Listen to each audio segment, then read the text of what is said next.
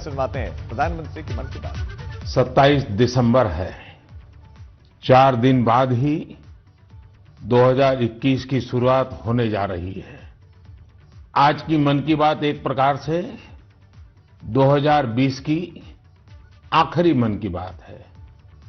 अगली मन की बात 2021 में प्रारंभ होगी। साथियों, मेरे सामने आपकी लिखी ढेर सारी चिट्ठियां हैं। माईगॉव पर जो आप सुझाव भेजते हैं वो भी मेरे सामने हैं। कितने ही लोगों ने फोन करके अपनी बात बताई है। ज्यादातर संदेशों में बीते हुए वर्ष के अनुभव और 2021 से जुड़े संकल्प है।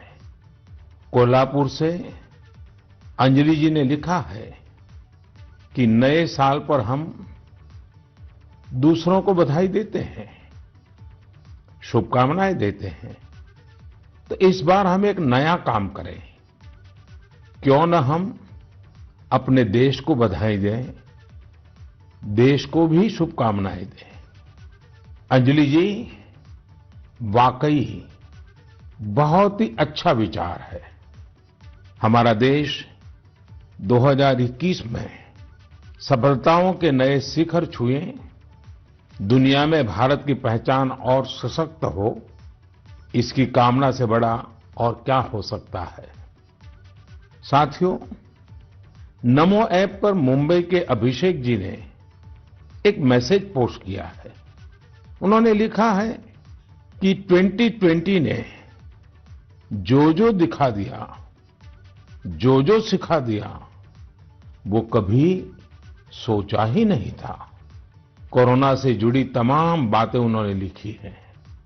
इन चिट्ठियों में, इन संदेशों में मुझे एक बात जो कॉमन नजर आ रही है, खास नजर आ रही है, वो मैं आज आपसे शेयर करना चाहूंगा। अधिकतर पत्रों में लोगों ने देश के सामर्थ्य, देशवासियों की सामूहिक शक्ति की भरपूर प्रशंसा की है। जब जनता कर्फ्यू जैसा अभिनव प्रयोग पूरे विश्व के लिए प्रेरणा बना, जब ताली थाली बजाकर देश ने हमारे कोरोना वॉरियर्स का सम्मान किया था, एकजुटता दिखाई थी, उसे भी कई लोगों ने याद किया है। साथियों, देश के सामान्य से सामान्य मानवी ने इस बदलाव को महसूस किया है। मैंने देश में आशा का एक अद्भुत प्रभाव भी देखा है। चुनौतियां खूब आई, संकट भी अनेक आए। कोरोना के कारण दुनिया में सप्लाई चेन को लेकर अनेक बाधाएं भी आई, लेकिन हमने हर संकट से नए सबक लिए। देश का नया सामर्थ्य भी पैदा हुआ। अगर शब्दों में कहना है तो इस सामर्थ्य का नाम है आत्मनिर्भरता। साथियों, दिल्ली में रहने वाले अभिनव बैनर्जी ने अपना जो अनुभव मुझे लिखकर भेजा है, वो भी बहुत दिलचस्प है। अभिनव जी को अपनी रिश्तेदारी में बच्चों को गिफ्ट देने के लिए कुछ खिलौने खरीदने थे, इसलिए वो दिल्ली की झंडेवालान मार्केट गए थे। आप में से बहुत लोग जानते ही होंगे, ये मार्केट दिल्ली में साइकिल और खिलौनों के लिए जाना जाता है। पहले वहां महंगे खिलौना का मतलब भी इंपोर्टेड खिलौने होता था और सस्ते खिलौने भी बाहर से आते थे। लेकिन अभिनव जी ने चिट्ठी में लिखा है कि अब वहां के कई दुकानदार कस्टमर्स को ये बोल कर टॉयज बेच रहे हैं कि अच्छे वाला टॉय है, क्योंकि ये भारत में बना है, मेड इन इंडिया है। कस्टमर्स भी इंडिया मेड टॉयज की ही मांग कर रहे हैं। यही तो है, ये सोच में कितना बड़ा परिवर्तन। यह तो जीता जागता सबूत है, देशवासियों की सोच में कितना बड़ा परिवर्तन आ रहा है, और वो भी 1 साल के भीतर भीतर। इस परिवर्तन को आंकना आसान नहीं है। अर्थशास्त्री भी इसे अपने पैमानों पर तोल नहीं सकते। साथियों, मुझे विशाखापट्टनम से वेंकट मुरली प्रसाद जी ने जो लिखा है, उसमें भी एक अलग ही तरह का आइडिया है। वेंकट जी ने लिखा है, मैं आपको 2021 के लिए 2021 के लिए अपना एबीसी अटैच कर रहा हूं। मुझे कुछ समझ में नहीं आया कि आखिर एबीसी से उनका क्या मतलब है। तब मैंने देखा कि वेंकट जी ने चिट्ठी के साथ एक चार्ट भी अटैच कर रखा है। मैंने वो चार्ट देखा और फिर समझा कि एबीसी का उनका मतलब है आत्मनिर्भर भारत चार्ट, एबीसी। यह बहुत ही दिलचस्प है। वेंकट जी ने उन सभी चीजों की पूरी लिस्ट बनाई है जिन्हें वो प्रतिदिन इस्तेमाल करते हैं। इसमें electronics, stationery, self care items, उसके अलावा और भी बहुत कुछ शामिल है। वेंकट जी ने कहा है कि हम जाने अनजाने में उन विदेशी प्रोडक्ट्स का इस्तेमाल कर रहे हैं जिनके विकल्प भारत में आसानी से उपलब्ध है। अब उन्होंने कसम खाई है कि मैं उसी प्रोडक्ट का इस्तेमाल करूंगा जिनमें हमारे देशवासियों की मेहनत और पसीना लगा हो। साथियों, लेकिन इसके साथ ही उन्होंने कुछ और भी ऐसा कहा है जो मुझे काफी रोचक लगा है। उन्होंने लिखा है कि हम आत्मनिर्भर भारत का समर्थन कर रहे हैं, लेकिन हमारे मैन्युफैक्चरर्स, उनके लिए भी साफ संदेश होना चाहिए कि वे प्रोडक्ट्स की क्वालिटी से कोई समझौता ना करें। बात तो सही है। जीरो इफेक्ट, जीरो डिफेक्ट की सोच के साथ काम करने का यह उचित समय है। मैं देश के मैन्युफैक्चरर्स और इंडस्ट्री लीडर्स से आग्रह करता हूं, देश के लोगों ने मजबूत कदम उठाया है, मजबूत कदम आगे बढ़ाया है। वोकल फॉर लोकल ये आज घर घर में गूंज रहा है। ऐसे में अब यह सुनिश्चित करने का समय है कि हमारे प्रोडक्ट्स विश्व स्तरीय हो, जो भी ग्लोबल बेस्ट हैं वो हम भारत में बनाकर दिखाएं। इसके लिए हमारे उद्यमी साथियों को आगे आना है, स्टार्टअप्स को भी आगे आना है। एक बार फिर मैं वेंकट जी को उनके बेहतरीन प्रयास के लिए बधाई देता हूं। साथियों, हमें इस भावना को बनाए रखना है, बचाए रखना है और बढ़ाते ही रहना है। मैंने पहले भी कहा है और फिर मैं देशवासियों से आग्रह करूंगा, आप भी एक सूची बनाएं। दिन भर हम जो चीजें काम में लेते हैं उन सभी चीजों की विवेचना करें और ये देखें कि अनजाने में कौन सी विदेश में बनी चीजों ने हमारे जीवन में प्रवेश कर लिया है, एक प्रकार से हमें बंदी बना दिया है। इनके भारत में बने विकल्पों का पता करें और ये भी तय करें कि आगे से भारत में बने, भारत के लोगों के मेहनत से, पसीने से बने उत्पादों का हम इस्तेमाल करें। आप हर साल न्यू ईयर रिजोल्यूशन लेते हैं। इस बार एक रिजोल्यूशन अपने देश के लिए भी जरूर लेना है। मेरे प्यारे देशवासियों, हमारे देश में आतताइयों से, अत्याचारियों से देश की हजारों साल पुरानी संस्कृति, सभ्यता, हमारे रीति रिवाज को बचाने के लिए कितने बड़े बलिदान दिए गए हैं। आज उन्हें याद करने का भी दिन है। आज के ही दिन गुरु गोविंद सिंह जी के पुत्रों साहिबजादे जोरावर सिंह और फतेह सिंह को दीवार में जिंदा चुनवा दिया गया था। अत्याचारी चाहते थे कि साहिबजादे अपनी आस्था छोड़ दे, महान गुरु परंपरा की सीख छोड़ दे, लेकिन हमारे साहिबजादों ने इतनी कम उम्र में भी गजब का साहस दिखाया, इच्छा शक्ति दिखाई। दीवार में चुने जाते समय पत्थर लगते रहे, दीवार ऊंची होती रही, मौत सामने मंडरा रही थी, लेकिन फिर भी वो टस से मस नहीं हुए।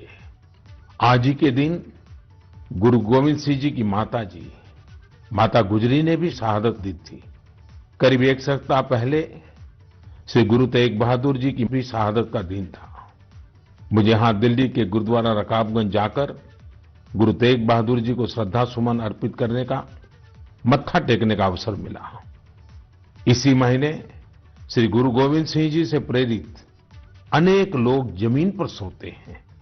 लोग श्री गुरु गोविंद सिंह जी के परिवार के लोगों के द्वारा दी गई शहादत को बड़ी भावपूर्ण अवस्था में याद करते हैं। इस शहादत ने संपूर्ण मानवता को, देश को नई सीख दी। इस शहादत ने हमारी सभ्यता को सुरक्षित रखने का महान कार्य किया। हम सब इस शहादत के कर्जदार हैं। एक बार फिर मैं श्री गुरु तेग बहादुर जी, माता गुजरी जी, गुरु गोविंद सिंह जी और चारों साहिबजादों की शहादत को नमन करता हूं।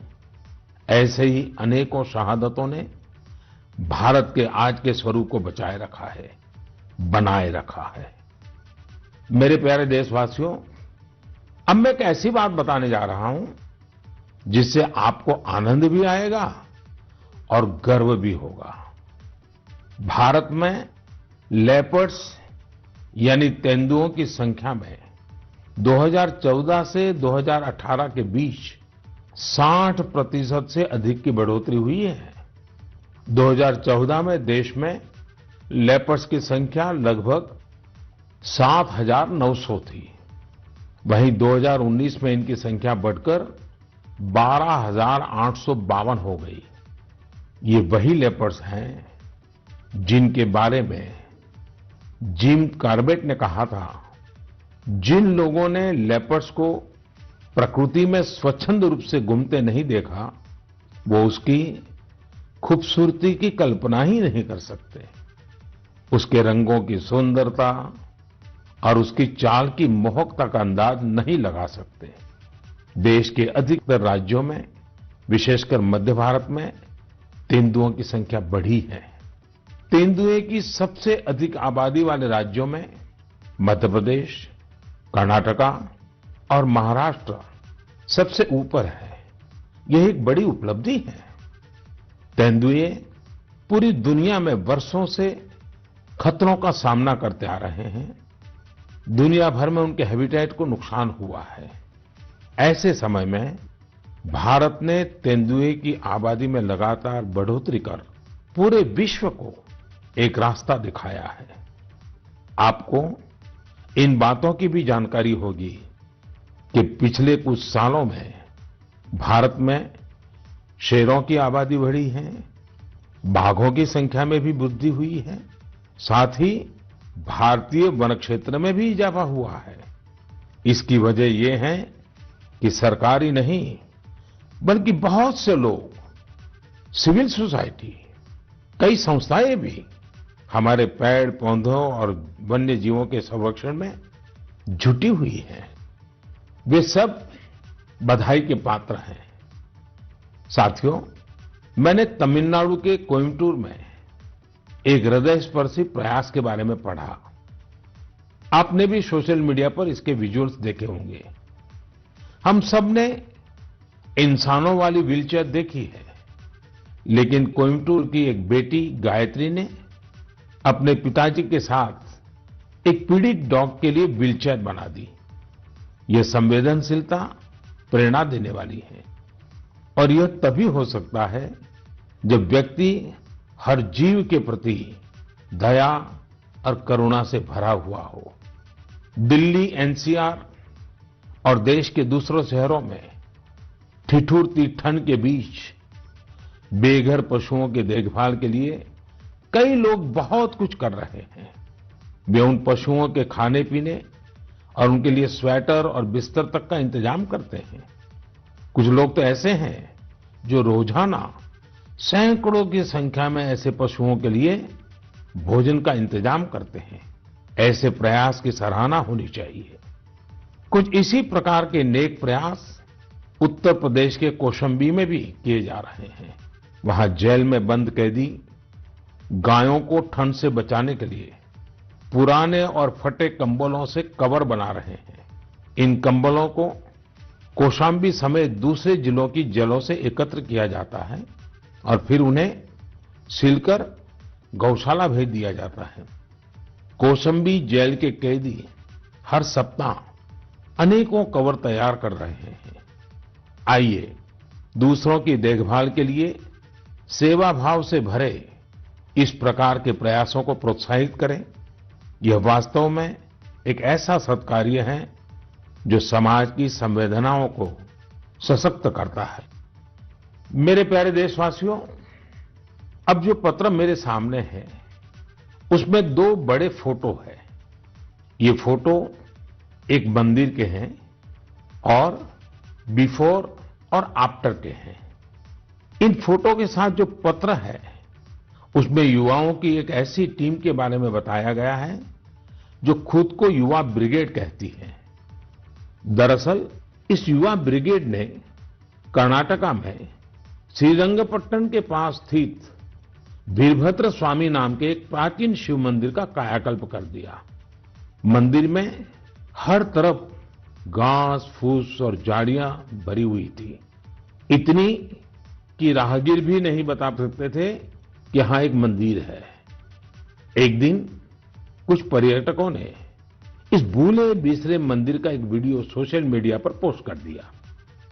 युवा ब्रिगेड ने जब इस वीडियो को सोशल मीडिया पर देखा तो उनसे रहा नहीं गया और फिर इस टीम ने मिलजुल कर इसका जीर्णोद्धार करने का फैसला किया।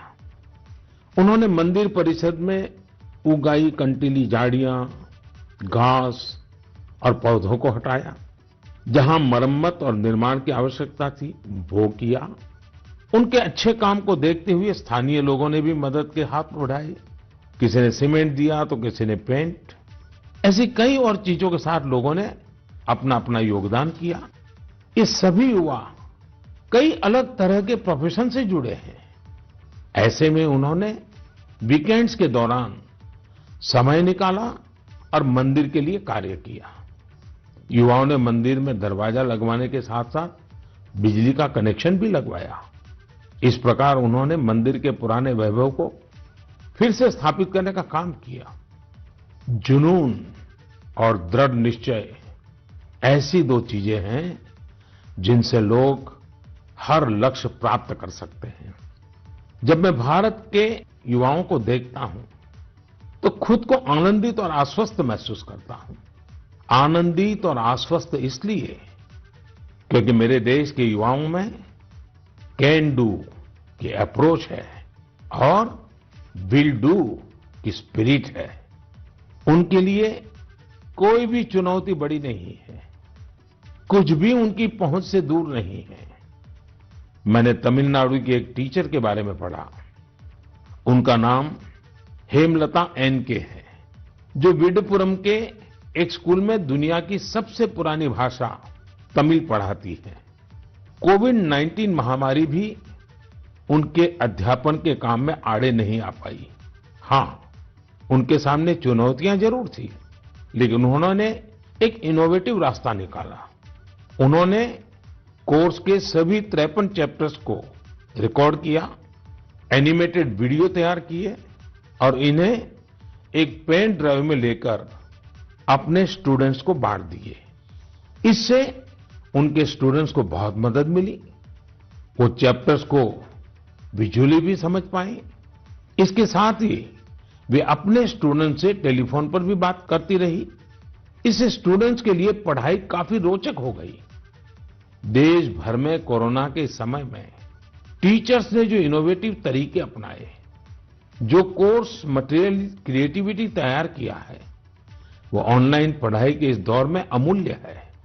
मेरा सभी टीचर से आग्रह है कि वो इन कोर्स मटेरियल को शिक्षा मंत्रालय के दीक्षा पोर्टल पर जरूर अपलोड करें।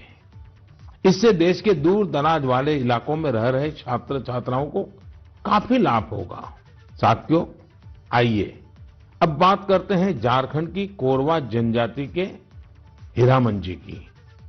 हीरामन जी गढ़वा जिले के सिंजो गांव में रहते हैं। आपको ये जानकर हैरानी होगी कि कोरवा जनजाति की आबादी महज 6000 है, जो शहरों से दूर पहाड़ों और जंगलों में निवास करती है। अपने समुदाय की संस्कृति और पहचान को बचाने के लिए हीरामन जी ने एक बीड़ा उठाया है। उन्होंने 12 साल के अथक परिश्रम के बाद विलुप्त होती कोरवा भाषा का शब्दकोश तैयार किया है। उन्होंने इस शब्दकोश में घर गृहस्थी में प्रयोग होने वाले शब्दों से लेकर दैनिक जीवन में इस्तेमाल होने वाले कोरवा भाषा के ढेर सारे शब्दों को अर्थ के साथ लिखा है। कोरवा समुदाय के लिए हीरामन जी ने जो कर दिखाया है, वह देश के लिए एक मिसाल है। मेरे प्यारे देशवासियों, ऐसा कहते हैं कि अकबर के दरबार में एक प्रमुख सदस्य अबुल फजल थे। उन्होंने एक बार कश्मीर की यात्रा के बाद कहा था कि कश्मीर में एक ऐसा नजारा है जिसे देखकर चिड़चिड़े और गुस्से लोग भी खुशी से झूम उठेंगे। दरअसल वे कश्मीर में केसर के खेतों का उल्लेख कर रहे थे। केसर सदियों से कश्मीर से जुड़ा हुआ है। कश्मीरी केसर मुख्य रूप से पुलवामा, बडगाम और किश्तवाड़ जैसी जगहों पर उगाया जाता है। इसी साल मई में कश्मीरी केसर को जियोग्राफिकल इंडिकेशन टैग यानी जीआई टैग दिया गया।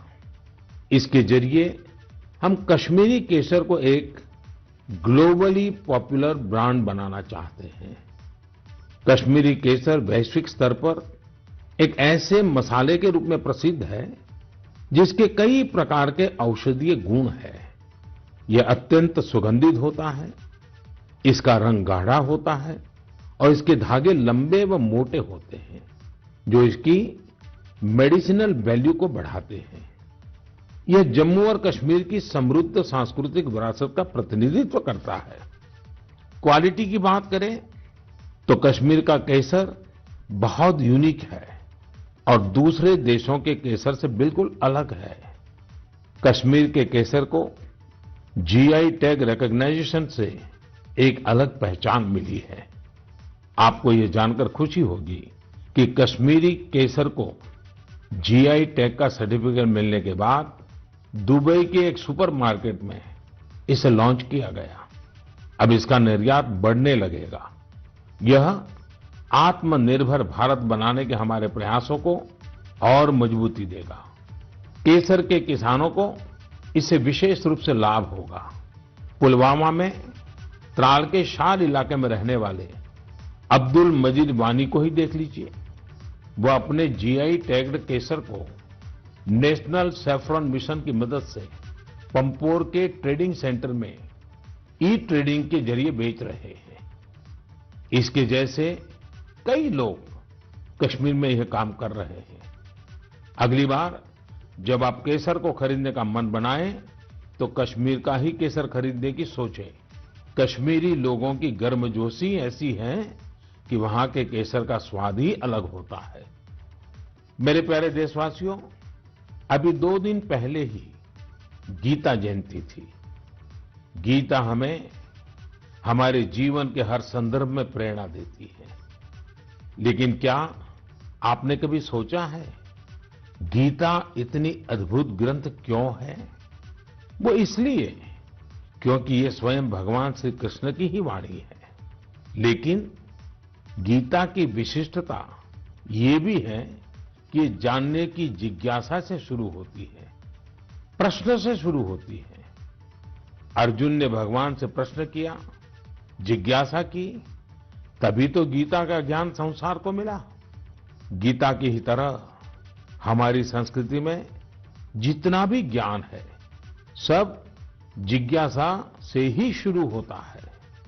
वेदांत का तो पहला मंत्र ही है अथातो ब्रह्म जिज्ञासा, अर्थात आओ हम ब्रह्म की जिज्ञासा करें। इसलिए तो हमारे यहाँ ब्रह्म के भी अन्वेषण की बात कही जाती है। जिज्ञासा की ताकत ही ऐसी है। जिज्ञासा आपको लगातार नए के लिए प्रेरित करती है। बचपन में हम इसलिए तो सीखते हैं क्योंकि हमारे अंदर जिज्ञासा होती है। यानी जब तक जिज्ञासा है तब तक जीवन है। जब तक जिज्ञासा है तब तक नया सीखने का क्रम जारी है। इसमें कोई उम्र, कोई परिस्थिति मायने ही नहीं रखती। जिज्ञासा की ऐसी ही ऊर्जा का एक उदाहरण मुझे पता चला तमिलनाडु के बुजुर्ग श्री टी श्रीनिवासाचार्य स्वामी जी के बारे में। श्री टी श्रीनिवासाचार्य स्वामी जी 92 साल के हैं, 92 इयर्स। वो इस उम्र में भी कंप्यूटर पर अपनी किताब लिख रहे हैं, वो भी खुद ही टाइप करके। आप सोच रहे होंगे कि किताब लिखना तो ठीक है, लेकिन श्रीनिवासाचार्य जी के समय पर तो कंप्यूटर रहा ही नहीं होगा। फिर उन्होंने कंप्यूटर कब सीखा? ये बात सही है कि उनके कॉलेज के समय में कंप्यूटर नहीं था, लेकिन उनके मन में जिज्ञासा और आत्मविश्वास अभी भी उतना ही है जितना अपनी युवावस्था में था। दरअसल श्रीनिवासाचार्य स्वामी जी संस्कृत और तमिल के विद्वान हैं। वो अब तक करीब 16 आध्यात्मिक ग्रंथ भी लिख चुके हैं। लेकिन कंप्यूटर आने के बाद उन्हें जब लगा कि अब तो किताब लिखने और प्रिंट होने का तरीका बदल गया है, तो उन्होंने 86 साल की उम्र में, 86 की उम्र में कंप्यूटर सीखा, अपने लिए जरूरी सॉफ्टवेयर सीखे। अब वो अपनी किताब पूरी कर रहे हैं।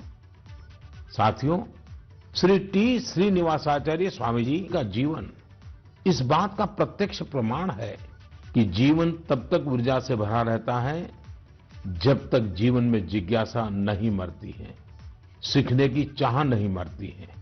इसलिए हमें कभी ये नहीं सोचना चाहिए कि हम पिछड़ गए, हम चूक गए, काश हम भी ये सीख लेते। हमें ये भी नहीं सोचना चाहिए कि हम नहीं सीख सकते या आगे नहीं बढ़ सकते। मेरे प्यारे देशवासियों, अभी हम जिज्ञासा से कुछ नया सीखने और करने की बात कर रहे थे। नए साल पर नए संकल्पों की भी बात कर रहे थे। लेकिन कुछ लोग ऐसे भी होते हैं जो लगातार कुछ न कुछ नया करते रहते हैं, नए नए संकल्पों को सिद्ध करते रहते हैं। आपने भी अपने जीवन में महसूस किया होगा, जब हम समाज के लिए कुछ करते हैं तो बहुत कुछ करने की ऊर्जा समाज हमें खुद ही देता है। सामान्य सी लगने वाली प्रेरणाओं से बहुत बड़े काम भी हो जाते हैं। ऐसे ही एक युवा है श्रीमान प्रदीप सांगवान। गुरुग्राम के प्रदीप सांगवान 2016 से हीलिंग हिमालय नाम से अभियान चला रहे हैं। वो अपनी टीम और वॉलंटियर्स के साथ हिमालय के अलग अलग इलाकों में जाते हैं और जो प्लास्टिक कचरा टूरिस्ट वहां छोड़कर आते हैं वो साफ करते हैं। प्रदीप जी अब तक हिमालय की अलग अलग टूरिस्ट लोकेशन से टनों प्लास्टिक साफ कर चुके हैं। इसी तरह कर्नाटका के एक युवा दंपति है अनुदीप और मीनूषा। अनुदीप और मीनूषा ने अभी पिछले महीने नवंबर में ही शादी की है। शादी के बाद बहुत से युवा घूमने फिरने जाते हैं, लेकिन इन दोनों ने कुछ अलग किया। ये दोनों हमेशा देखते थे कि लोग अपने घर से बाहर घूमने तो जाते हैं, लेकिन जहां जाते हैं वहीं ढेर सारा कूड़ा कचरा छोड़कर आ जाते हैं। कर्नाटका के सोमेश्वर बीच पर भी यही स्थिति थी। अनुदीप और मीनूषा ने तय किया कि वो सोमेश्वर बीच पर लोग जो कचरा छोड़कर गए हैं उसे साफ करेंगे। दोनों पति पत्नी ने शादी के बाद अपना पहला संकल्प यही लिया। दोनों ने मिलकर समंदर तट का काफी कचरा साफ कर डाला। अनुदीप ने अपने इस संकल्प के बारे में सोशल मीडिया पर भी शेयर किया। फिर क्या था, उनकी इतनी शानदार सोच से प्रभावित होकर ढेर सारे युवा उनके साथ आकर जुड़ गए। आप जानकर हैरान रह जाएंगे, इन लोगों ने मिलकर सोमेश्वर बीच से 800 किलो से ज्यादा कचरा साफ किया है। साथियों, इन प्रयासों के बीच हमें ये भी सोचना है कि ये कचरा इन बीचीज पर, इन पहाड़ों पर पहुंचता कैसे है। आखिर हम में से ही कोई लोग ये कचरा वहां छोड़कर आते हैं।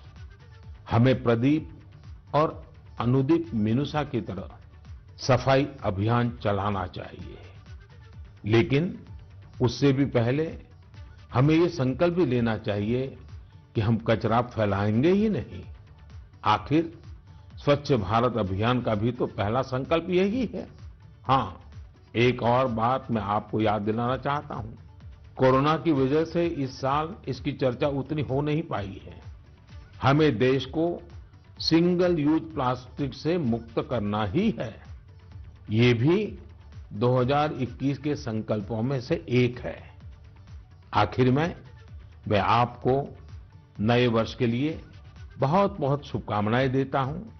आप खुद स्वस्थ रहिए, अपने परिवार को स्वस्थ रखिए। अगले वर्ष जनवरी में नए विषयों पर मन की बात होगी। बहुत बहुत धन्यवाद। तो साल 2020 की, इस साल की ये आखिरी मन की बात प्रधानमंत्री नरेंद्र मोदी की, और इस साल की मन की बात में प्रधानमंत्री नरेंद्र मोदी की जो बातें रही वो ऊर्जा से ओतप्रोत रही। सकारात्मक बातें जो प्रेरणा दे सके लोगों को अलग अलग विषयों पर। देश के अलग अलग हिस्सों में देश के नागरिकों ने जो अपनी जिम्मेदारी निभाई है, उन नागरिकों के एग्जाम्पल्स को लोगों के सामने रखा इस बार, और कहा कि 2020 ने बहुत कुछ सिखाया। अब 2021 में जनवरी में प्रधानमंत्री नरेंद्र मोदी मन की बात करेंगे।